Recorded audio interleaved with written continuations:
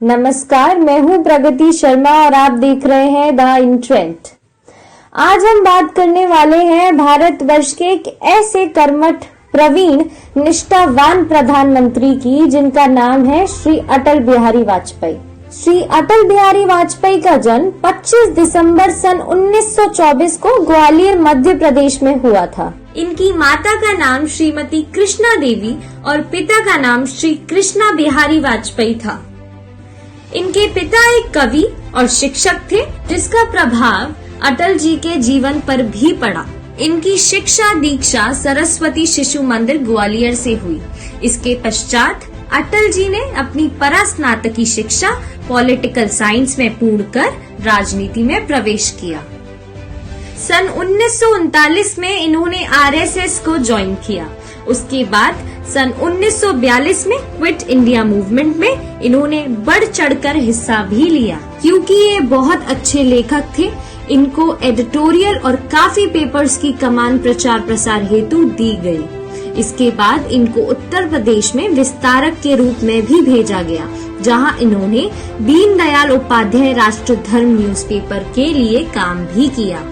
अटल बिहारी वाजपेयी ने जीवन भर विवाह नहीं किया, क्योंकि उन्होंने देश की सेवा करने का संकल्प जो लिया था। 1948 में महात्मा गांधी की हत्या के बाद आरएसएस को बैन कर दिया गया, जिसके बाद 1951 में भारत का प्रथम चुनाव हुआ।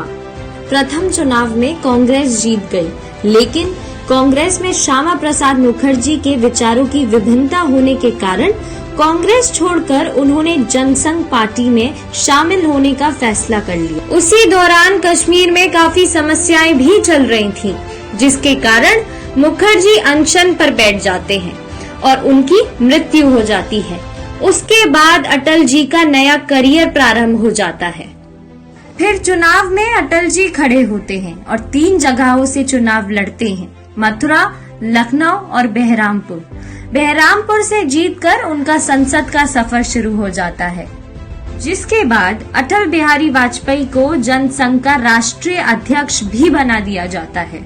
इंदिरा गांधी द्वारा इमरजेंसी लगाने के बाद भारत की राजनीति में लगातार बहुत से उत्थान पतन होने के कारण जनसंघ के स्थान पर भारतीय जनता पार्टी का उदय होता है। फिर बीजेपी की सरकार बनी और वाजपेयी जी को फॉरेन मिनिस्टर बनाया गया और पहली बार यूनाइटेड नेशंस जनरल असेंबली में वाजपेयी जी ने हिंदी भाषा में भाषण देकर भारत का दुनिया में नाम रोशन किया।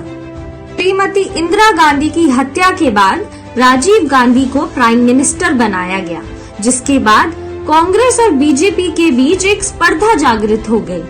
फिर 1996 में अब की बार अटल बिहारी की सरकार का नारा लगाते हुए भारतीय जनता पार्टी जीत गई, पर दुर्भाग्यवश बहुमत न मिलने के कारण सरकार सिर्फ 13 दिन ही चली और गिर गई। गिरने के बाद अटल बिहारी वाजपेयी ने अपने ऐतिहासिक भाषण में कहा, सरकार आएंगी जाएंगी, पार्टियां बनेंगी बिगड़ेंगी, लेकिन ये देश रहना चाहिए, लोकतंत्र नहीं बिगड़ना चाहिए। ये कहकर उन्होंने अपने पद से त्याग पत्र दे दिया।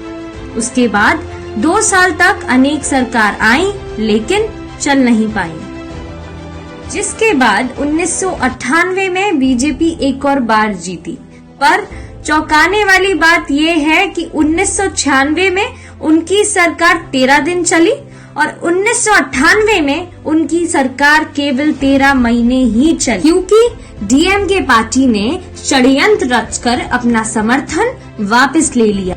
फिर सन मई 1998 में भारत द्वारा पोखरण डेजर्ट राजस्थान में 5 अंडरग्राउंड न्यूक्लियर टेस्ट करवाए गए और इतना छुपाकर करवाए गए कि अमेरिका की सैटेलाइट्स को किसी तरीके से जानकारी ना मिल सके और वो उसमें सफल भी हुए।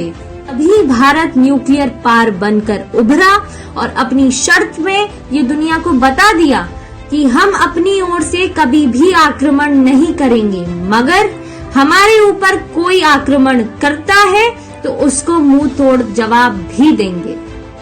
फिर 1999 में कारगिल युद्ध हुआ, जिसमें पाकिस्तान को भारत ने मुंह तोड़ जवाब देकर विजय हासिल की। उसके बाद अटल जी ने नेशनल हाईवे डेवलपमेंट और सर्व शिक्षा अभियान जैसे प्रोजेक्ट्स का निर्माण भी किया। जब 2004 में दोबारा इलेक्शंस हुए तो सबको लगा कि भारतीय जनता पार्टी जीत जाएगी, परंतु ऐसा हुआ नहीं और कांग्रेस जीत गई, जिसके बाद अटल जी ने राजनीति से संन्यास लेने का फैसला किया। अटल जी का कार्यकाल सर्वश्रेष्ठ एवं अति प्रशंसनीय रहा है, इसीलिए उनको हर पार्टी का नेता आदर करता था और आवश्यकता पड़ने पर अटल जी से परामर्श भी करता था। इनमें सबको साथ लेकर चलने का भी गुण था और ये हमेशा देश के लिए ही जिए हैं। 2009 में अटल जी बहुत बीमार पड़ गए और उनका निधन 16 अगस्त 2018 में हो गया। अटल बिहारी वाजपेयी को बहुत से पुरस्कार मिले हैं, जिसमें से विशेष पद्म विभूषण एवं भारत रत्न की उपाधि है। अंत में अटल जी की कविता की 2 लाइन बोलना चाहूंगी। मेरे प्रभु मुझे इतनी ऊंचाई कभी मत देना, गैरों को गले ना लगा सकूं इतनी रुखाई कभी मत देना। धन्यवाद। आपको वीडियो कैसा लगा कमेंट सेक्शन में जरूर बताइएगा और लाइक और सब्सक्राइब करना ना भूलें।